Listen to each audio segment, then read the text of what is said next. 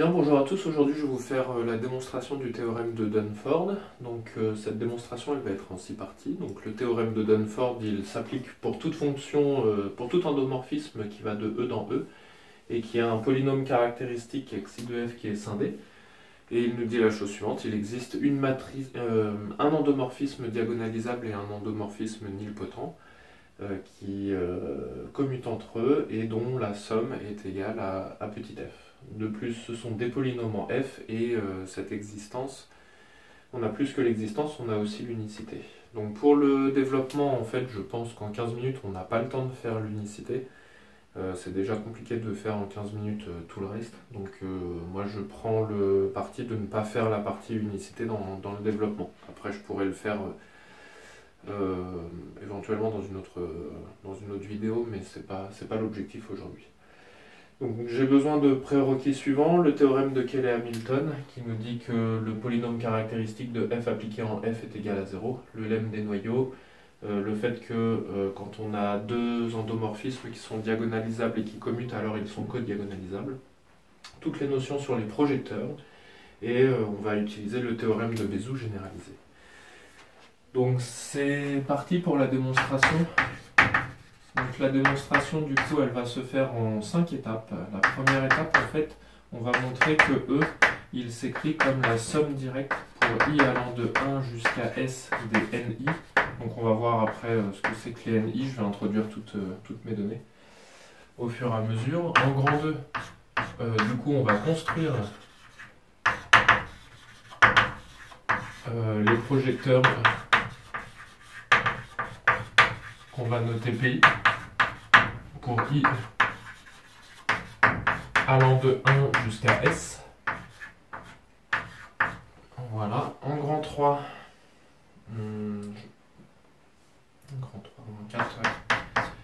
Donc en grand 3, une fois qu'on aura nos pays, on va montrer que l'image de pays, c'est égal à grand NI. En grand 4, on va montrer que le noyau de pays, c'est égal à la somme directe pour tous les J qui sont différents de I des NJ. Voilà. Et en grand 5, on va montrer, du coup, on va construire D et N. Et on va faire les vérifications.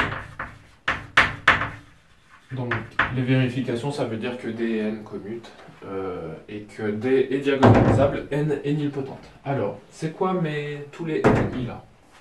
Donc en fait, on note le polynôme caractéristique qui va s'écrire sous la forme -1 exposant N fois x moins lambda I exposant alpha I, avec alpha I différent de 0 et tous les lambda I distincts les uns des autres.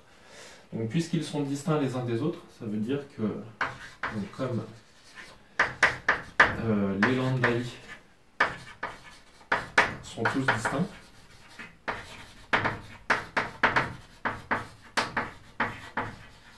alors les x moins lambda I exposant alpha I sont premiers entre eux. Sont 2 à 2 premiers entre eux.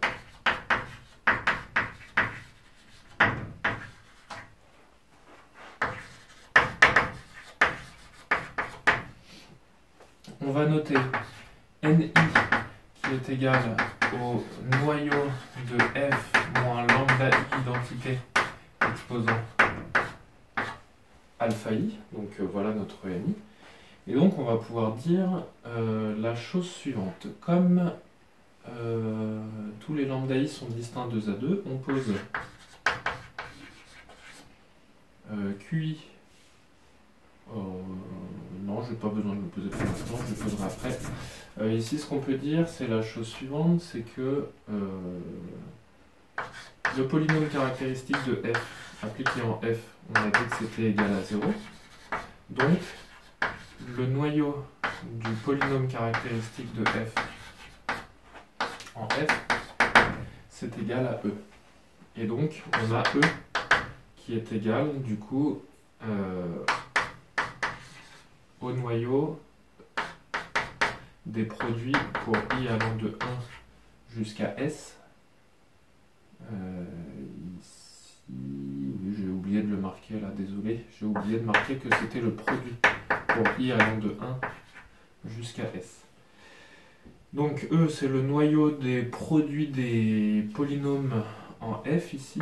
Donc de F moins lambda I, identité exposant alpha I.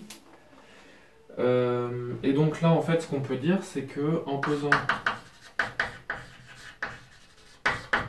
quel que soit I appartenant à 1 S QI de X qui est égal à X moins lambda I qui est égal au produit. Comme ça. Pour J différent de I. Donc là, c'est le produit de tous ces termes-là. Là. Sauf qu'on enlève le X moins lambda I exposant alpha I. Donc c'est pour tous les J qui ne sont pas égaux à I, qui vont de 1 jusqu'à S, des X moins lambda J alpha J. Ce qu'on peut dire, c'est que les Q, tous les QI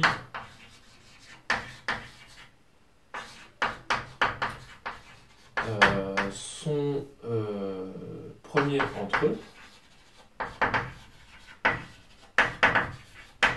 dans leur ensemble. Et donc, puisqu'ils sont premiers entre eux dans leur ensemble, ça veut dire qu'il existe, d'après le théorème de Bézout, il existe U1 jusqu'à US qui appartient à K de X exposant S, tel que la somme des UI fois QI pour I allant de 1 jusqu'à S est égal à 1. Autrement dit, on va avoir la propriété suivante, que je vais noter étoile pour la suite parce qu'elle va souvent me servir, c'est que la somme pour I allant de 1 jusqu'à S des UI de F rond QI de F est égale à l'identité. Voilà, donc on va construire maintenant les projecteurs et on va dire la chose suivante, quel que soit I appartenant à l'intervalle 1S, on pose PI qui est égal à UI de F rond QI de F et on va vérifier que ça c'est un projecteur. Alors pour vérifier que c'est un projecteur, on va procéder en plusieurs étapes. La première chose c'est que quel que soit J différent de I, donc dans l'intervalle des entiers 1S, on n'a que X moins lambda I exposant alpha I divise QJ de F. Ok. Du coup, qu'est-ce qu'on va pouvoir dire de tout ça? On va pouvoir donc en déduire que si je fais PI rond PJ ou PJ rond PI, on va avoir ici UI de F rond QI de F rond UJ de F rond QJ de F.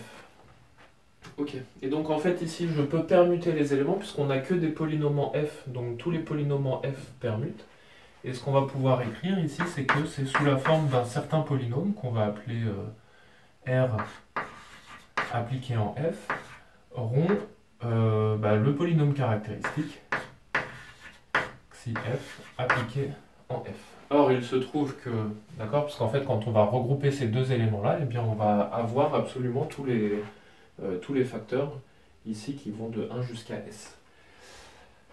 Et donc, ça, forcément, ça va nous donner 0. Donc, quand on fait la composée de deux projecteurs, on n'est pas encore sûr que ce soit des projecteurs, mais appelons-le quand même comme ça au départ, eh bien, on a bien une composée qui est égale à 0. La deuxième chose, c'est que si je fais quel que soit X appartenant à E, Oh, j'ai même pas besoin d'introduire le quel que soit x. PI, du coup, c'est égal à PI rond identité, c'est-à-dire PI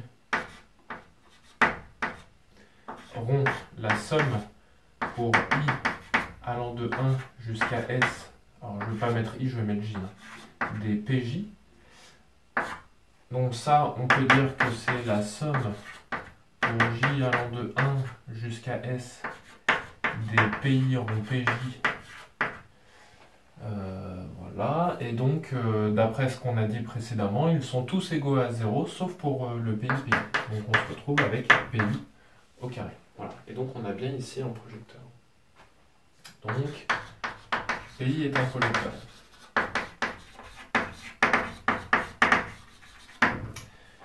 Alors, on va maintenant vérifier ce que fait PI. Donc, on doit montrer que l'image de PI est exactement égale à NI. On va le faire par double inclusion. Donc, soit Y appartenant à l'image de PI. Ce qu'on peut dire du coup, c'est qu'il existe un X appartenant à E, tel que PI de X est égal à Y. Et donc, maintenant, on va calculer, on va vérifier que le Y, il est en NI. Autrement dit, on va faire F moins lambda I identité exposant alpha I appliqué en Y. L'appliquer en Y, c'est l'appliquer en PI de X. Donc c'est rond PI de X. Le PI de X, je peux l'écrire de la façon suivante. Ici, c'est F moins lambda I identité exposant alpha I rond UI de F rond QI de F. Or ici, si je regroupe, donc on a permutation des termes qui sont là, puisque ce sont des polynômes en F.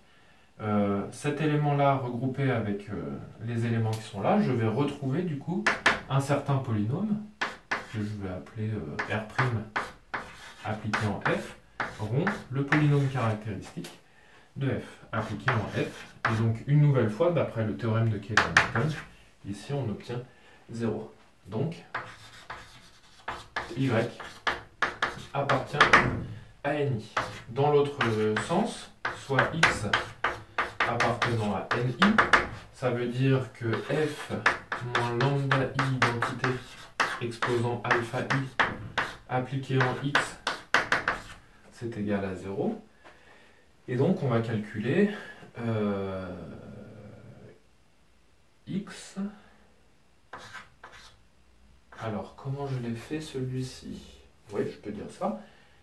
X, c'est égal à la somme pour I allant de 1 jusqu'à N.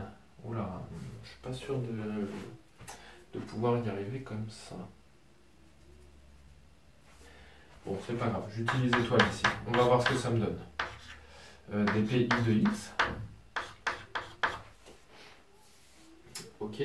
Ce qu'on peut dire, c'est que... Voilà, je peux dire la chose suivante ici. Donc ça, ce qu'on peut dire, c'est que X moins lambda I exposant alpha I, il divise QJ, quel que soit J différent de I. Donc, on a QJ de F appliqué en X qui est égal à 0. D'accord? Parce qu'on va retrouver ce terme-là qui est égal à 0, ce qui implique que PJ de X est égal à 0.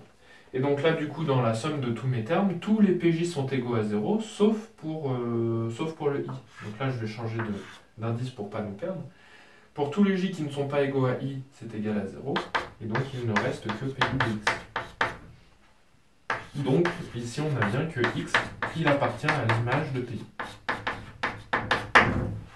Donc voilà, on a que l'image de PI est égale à NI. Maintenant, le noyau de PI. C'est pareil, on va faire par double inclusion. Donc, soit X appartenant au noyau de PI. On va avoir, du coup, que PI de X est égal à 0. Or, quel que soit J différent de i, on a la chose suivante, on a que x moins lambda i exposant alpha i divise qj. Donc, c'est ça que je voulais, le noyau de PI, on a tous les alpha i qui sont égaux à 0. Oui, donc ça veut dire que...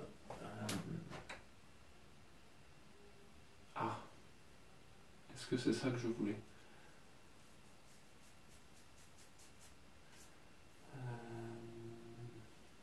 Oui, ok. Donc, ce qu'on a, c'est que x, il s'écrit comme la somme pour i allant de 1 jusqu'à s des pays de x, c'est-à-dire la somme pour j allant de 1 jusqu'à s, j différent de i, des pj de x. Et donc, ça appartient à la somme pour j différent de i des images des pj. Or, on a vu, d'après la question précédente, que les images de pi, c'est ni. Donc, du coup, ici, on peut dire que x, il appartient à la somme pour tous les j différents de i des nj. Voilà. Et donc, je n'ai pas besoin de ce petit morceau-là pour l'instant. Ensuite, dans l'autre sens, soit x qui appartient du coup à la somme pour tous les j différents de i des nj, ça veut dire que quel que soit j différent de i, on a que f moins lambda j identité exposant alpha j appliqué en x est égal à 0.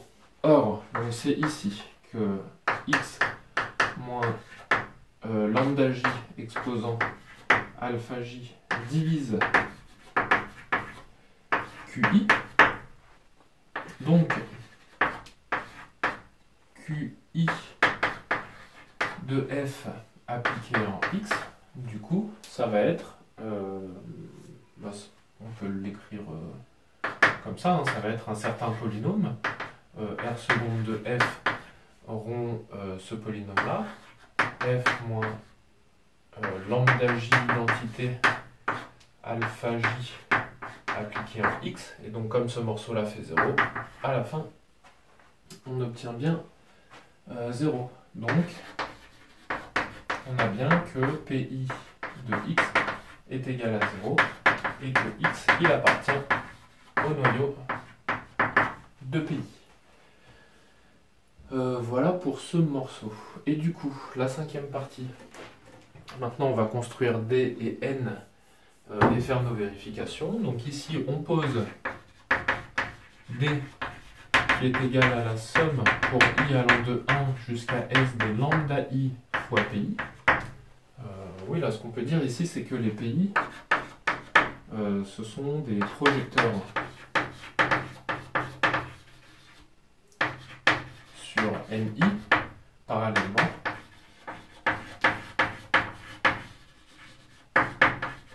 à la somme des nj pour j différent de i. Voilà.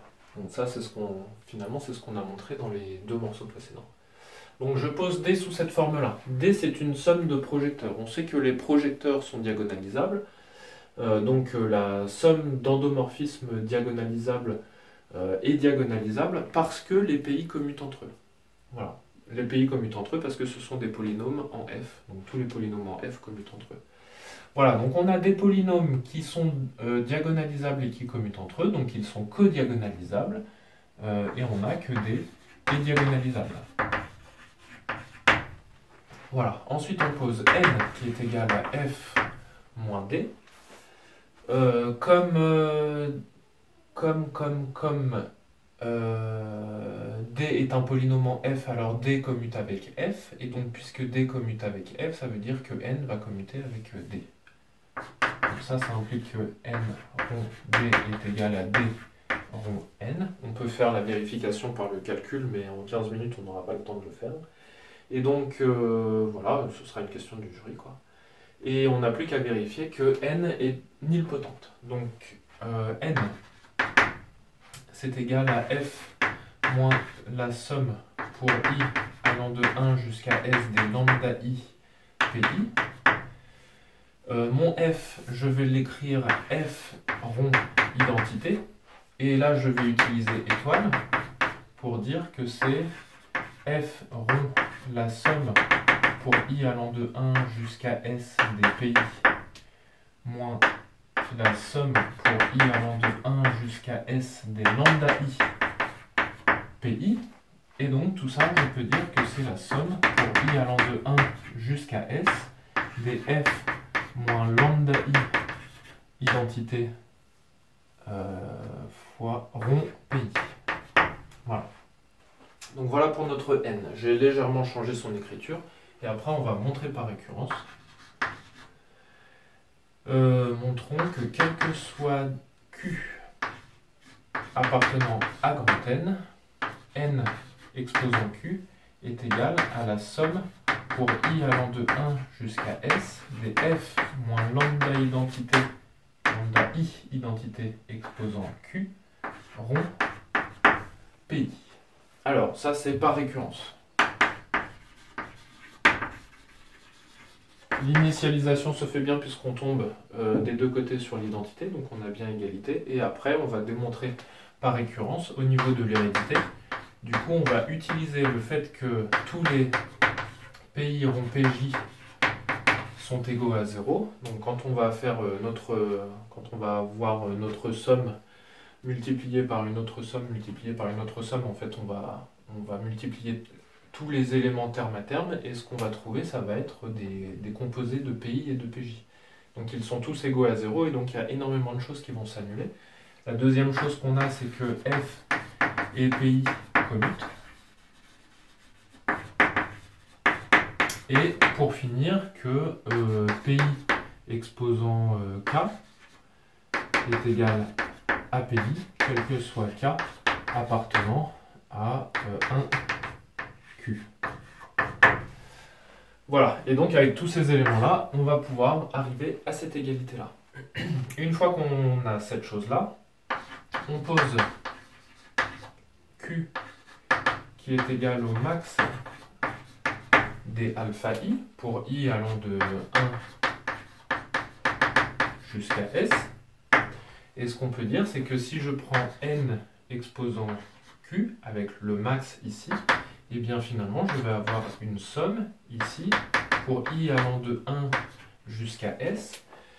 Mon PI ici, donc je vais l'écrire comme ça, F moins lambda I identité exposant alpha I rond un certain polynôme que je vais appeler de nouveau, je vais l'appeler comme ça, RI appliqué en F, donc ça va être le complémentaire ici des éléments pour arriver à une puissance de Q, d'accord, parce que mon Q il est supérieur ou égal à alpha I, rond UI de F, rond QI de F.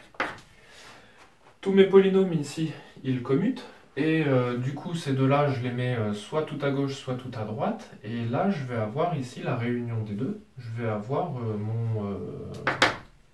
je vais avoir ça du coup, la somme pour I allant de 1 jusqu'à S du polynôme caractéristique de F, voilà, rond RI' de F. Et donc ça c'est égal à 0, donc on va avoir une somme de 0. Donc n exposant Q est égal à 0, et donc n est nilpotente. Voilà pour la démonstration. On peut maintenant regarder ce que donne l'unicité pendant qu'on y est, mais ce serait du coup en dehors du développement. Donc pour l'unicité, ici on a n et d qui sont des polynômes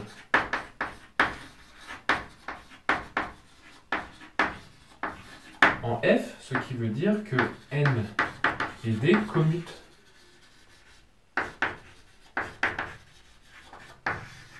Avec f. D'accord. ensuite, du coup, si on a... Donc on suppose qu'on a deux solutions. N plus D, celle qu'on vient de trouver, et un certain N' plus un certain D'. Ça signifie qu'on va avoir d'un côté D moins D' qui est égal à, de l'autre côté, N' moins N. D et D' commutent. Alors, pourquoi est-ce qu'ils commutent? Parce que, comme D' commute avec F, alors est-ce qu'on sait que D' commute avec F? Bah oui, puisqu'il est diagonalisable, donc il commute avec F. Et puisque D' il commute avec F, alors D' il commute avec tout polynôme en F, c'est-à-dire ici avec D. Voilà. Une fois qu'on sait que ces deux polynômes commutent, ces deux endomorphismes là et là, ils commutent, ça veut dire qu'ils commutent et ils sont diagonalisables, donc ils sont co-diagonalisables. Ça veut dire que D moins D' est diagonalisable.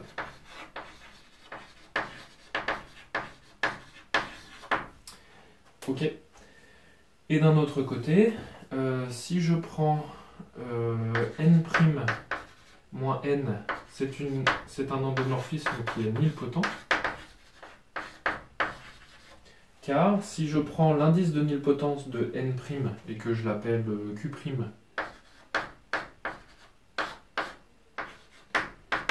et que je prends l'indice de nilpotence de N et que je l'appelle Q, eh bien, N' moins N exposant Q' plus Q, ça va être égal à 0. Et donc là, en fait, ce qu'on utilise, c'est le binôme de Newton.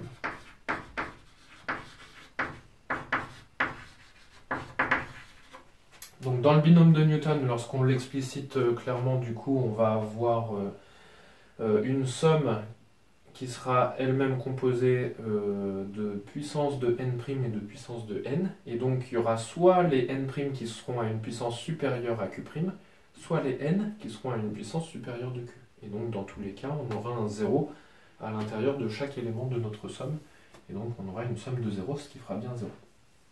Voilà. Et donc, cette matrice, D moins D', elle est diagonalisable et en même temps elle est nilpotente, ce qui veut dire que D moins D' est égal à 0, ce qui est égal à N' moins N. Le 0, c'est le 0 de l'endomorphisme nul, ce qui veut dire que D égale D' et N égale N'. Voilà pour ce développement. Donc, je l'ai trouvé dans le livre de Christine Aubert, 20 démonstrations pour l'agrégation, je crois. Donc, je trouve que c'est très très bien détaillé. Ce développement est assez dangereux parce qu'il y a énormément de choses à savoir derrière notre démonstration, puisqu'on a utilisé Cayley-Hamilton, lemme des noyaux, etc. Donc, il faut savoir les démontrer. Le jury peut se faire plaisir pour nous poser plein de questions. Je le mettrai en développement uniquement en dernier recours, mais comme il apparaîtra dans beaucoup de mes leçons, il faut aussi savoir le démontrer. Et si on fait un développement et qu'après le jury nous pose des questions sur la démonstration de Dunford, eh bien ici, je pense que si on fait ça pendant l'entretien, on peut cartonner pas mal.